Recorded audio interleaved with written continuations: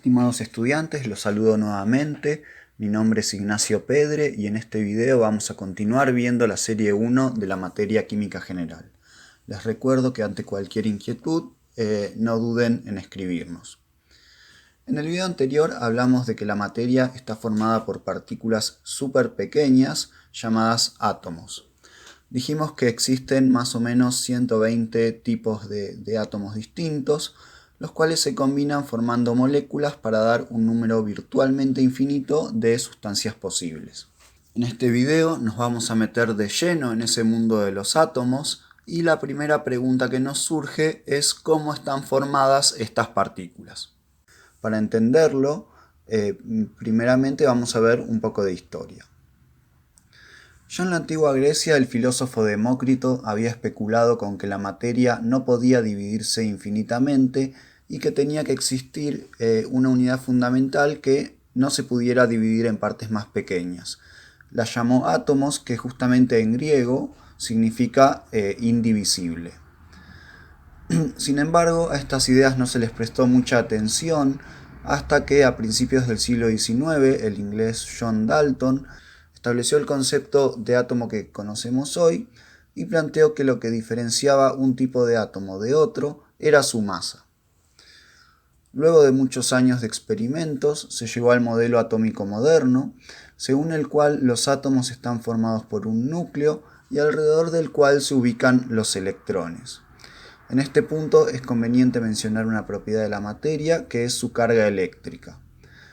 Esta propiedad viene en dos tipos, positivo y negativo. Y se sabe que partículas de igual carga tienden a repelerse, es decir, positivo con positivo o negativo con negativo se repelen, mientras que partículas de carga opuesta se atraen. Es decir, una carga positiva con una carga negativa se atraen. Entonces, volviendo a la estructura atómica, el núcleo está compuesto por dos tipos de partículas. Por un lado, los protones, que tienen carga positiva, y por el otro, los neutrones, que no tienen carga eléctrica. A su vez, los electrones que están ubicados en la parte exterior del átomo, alrededor del núcleo, tienen carga negativa. Este esquema que estamos viendo en la diapositiva no es más que eso, es solo un esquema. La realidad es que el átomo es bastante distinto a lo que se muestra acá por los siguientes motivos. Para empezar, el tamaño del núcleo es muy pequeño en comparación con el del átomo entero. Para que se den una idea, si el núcleo tuviera el tamaño de una pelota de ping-pong que estuviera ubicada en el centro de una cancha de fútbol, los electrones se encontrarían recién en la tribuna. Es decir, que la mayor parte del átomo es espacio vacío, entre comillas. Otra diferencia con el dibujo es que los electrones en realidad no están girando en órbitas como sugiere el esquemita, sino que en realidad, es decir, no se comportan como si el átomo fuera un mini sistema solar con el Sol y los planetas girando alrededor. Más bien, los electrones podemos decir que están dispersos en todo el espacio, formando una especie de nube. Pero de esto vamos a hablar con más detalle en la serie 4. Como dijimos, la carga del protón es +1, la del electrón es -1 y la del neutrón es 0, es decir, no tiene carga eléctrica. Y por otra parte se ha logrado determinar experimentalmente las masas de estas partículas, que son los valores que ven en la tablita. Noten que el protón y el neutrón tienen masas muy similares, mientras que los electrones tienen una masa casi 2000 veces menor. Noten también los valores extremadamente chiquitos, ¿sí? 10 a la menos 24 gramos es algo imposible de pesar o de tener en el mundo macroscópico. Hace falta no podríamos pesarlo nunca con una balanza, necesitaríamos otro tipo de instrumental para detectar esas masas. Entonces, si consideramos lo que dijimos, que el electrón es casi 2000 veces menos pesado que el protón y el neutrón, y además que la mayor parte del átomo es espacio vacío, podemos concluir que la mayor parte de la masa del átomo está concentrada en una región muy pequeña que es el núcleo. Bueno, y a este número 1,67 por 10 a la menos 24 gramos, lo llamaremos unidad de masa atómica o UMA. Habíamos dicho en una diapositiva anterior que Dalton postuló que lo que diferenciaba a un átomo de otro era su masa. Sin embargo, esto no es así, Dalton estaba equivocado en este punto, ya que se sabe hoy que lo que define la identidad de un átomo en realidad es el número de protones que tiene el núcleo. Este número se llama número atómico y se denota con la letra Z. Este número es el que define el comportamiento químico de un átomo, es decir, que sería como el DNI del elemento, por decirlo de alguna manera. Por lo tanto, todos los átomos que tengan, por ejemplo, un protón serán átomos de hidrógeno y todos los átomos de hidrógeno tendrán un protón, ¿sí? Lo que define que un átomo sea de hidrógeno es justamente que tiene un protón. De otra manera, lo que define que un átomo sea de carbono es que tiene 6 protones. Y así, cada elemento tendrá su Z o su número de protones específico. Pero lo que sí puede variar de un átomo a otro, incluso dentro de un mismo elemento, es el número de neutrones que tiene el núcleo. Se denomina isótopos a los átomos de un mismo elemento, es decir, que tienen el mismo Z o el mismo número de protones, pero que poseen distinto número de neutrones y por lo tanto distinta masa. Veamos un ejemplo en concreto. Los isótopos del hidrógeno son 3. Estos 3 que ven acá se llaman protio, deuterio y tritio. Y como ven, todos tienen un protón, ¿sí? Dijimos que eso era lo que definía que el átomo fuera de hidrógeno.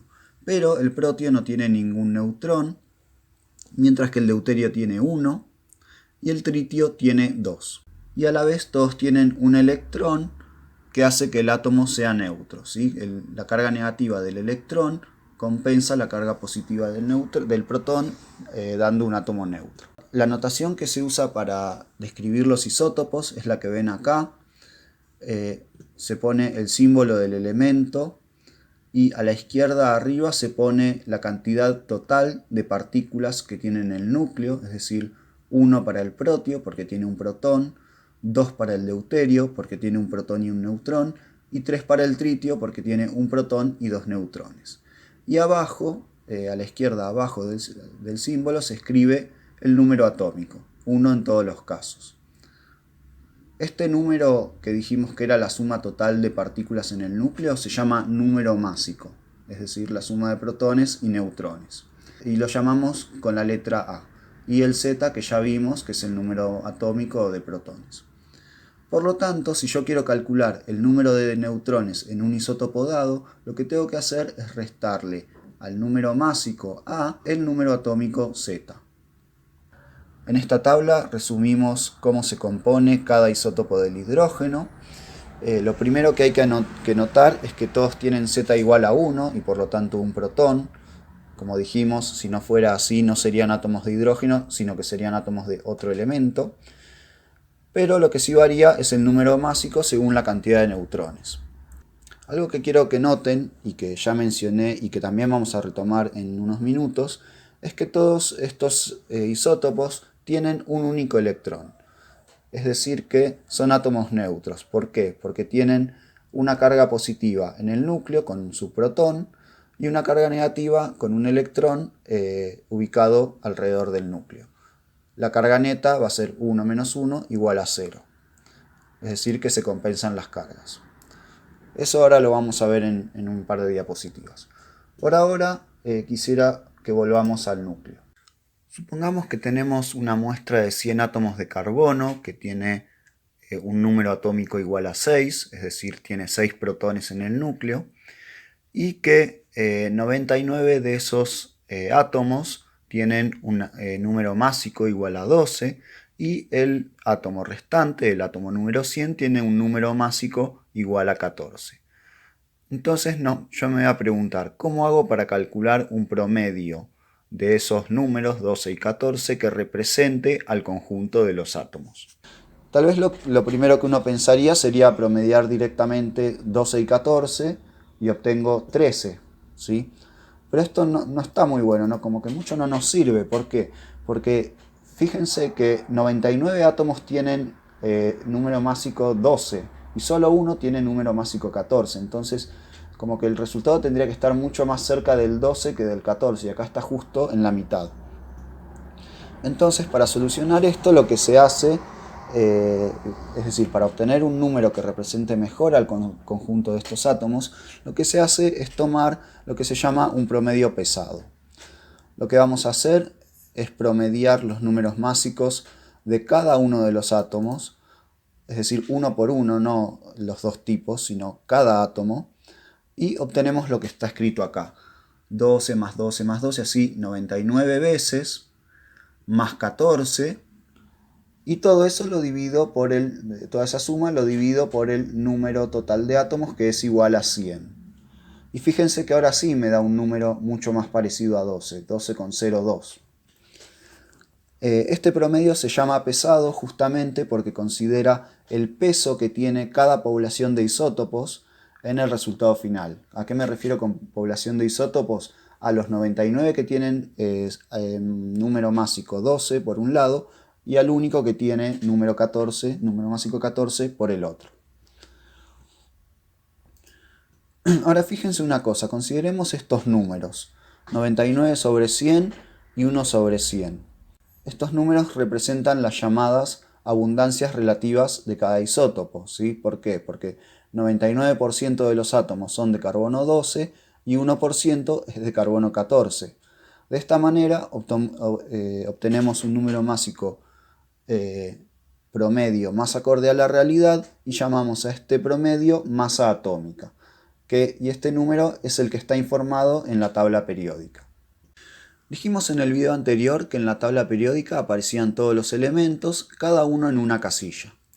En ella suelen figurar como mínimo los siguientes datos del elemento: nombre, símbolo químico, número atómico y masa atómica, aunque muchas veces aparecen otros datos que vamos a ir viendo con el correr del tiempo. Por supuesto que no es necesario que ustedes se aprendan esto de memoria, ni mucho menos. Lo que sí seguramente va a ocurrir es que con el uso frecuente se les van a quedar fijados en la memoria, pero no porque se sienten a estudiarlos. De todas maneras, sepan que siempre pueden contar con una tabla periódica, incluso en los parciales.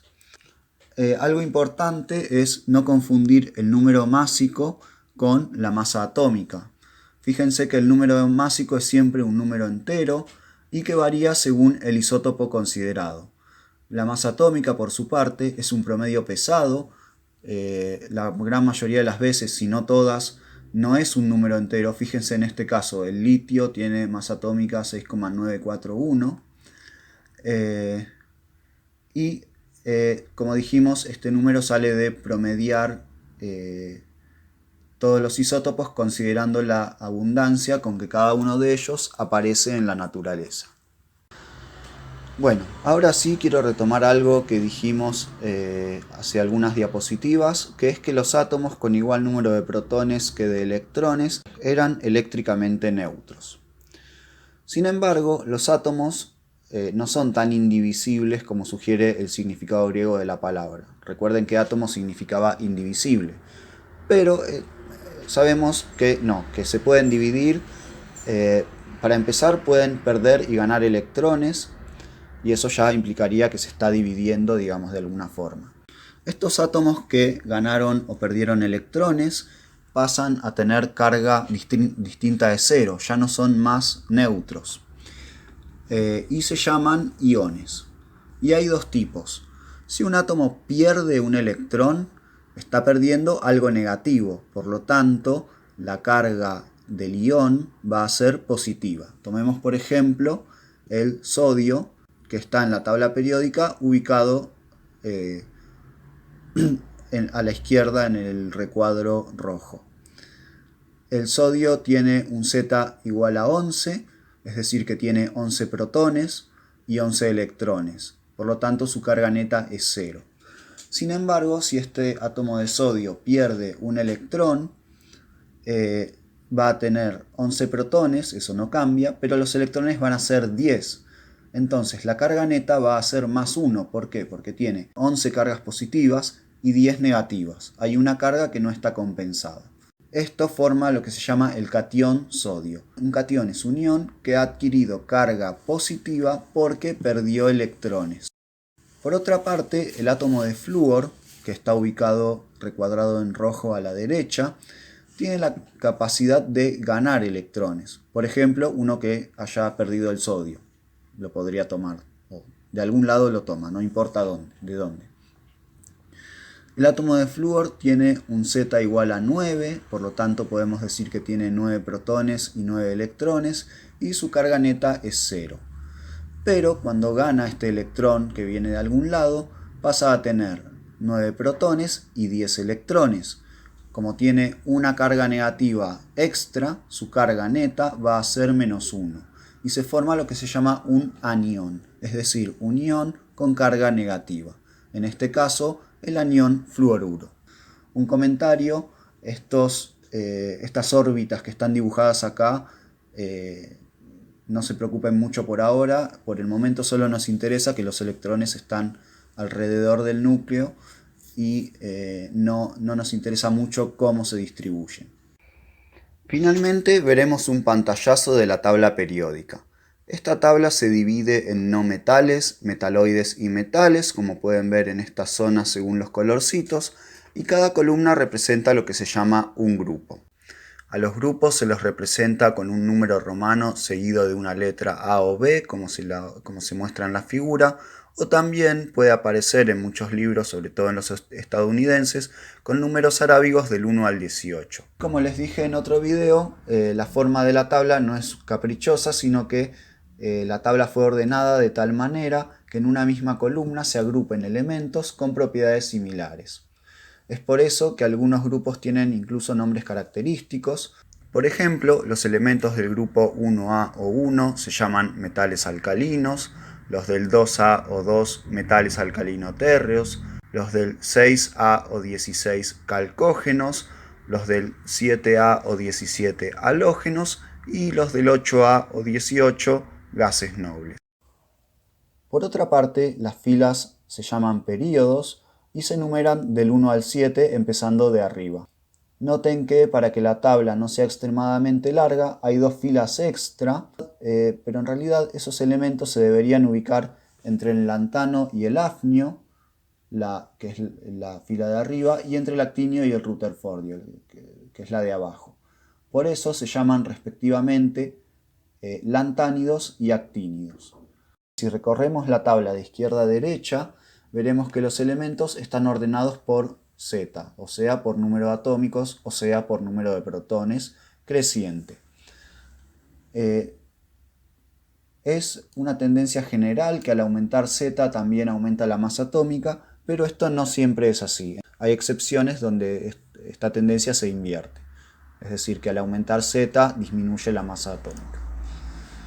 Por último, los elementos se dividen en representativos, marcados en celeste, y de transición, marcados en violeta. En esta materia nos vamos a concentrar solo en los elementos representativos, debido a que su tratamiento es más sencillo que el de los elementos de transición. Bueno, eso es todo por este video. Nos vemos en el próximo.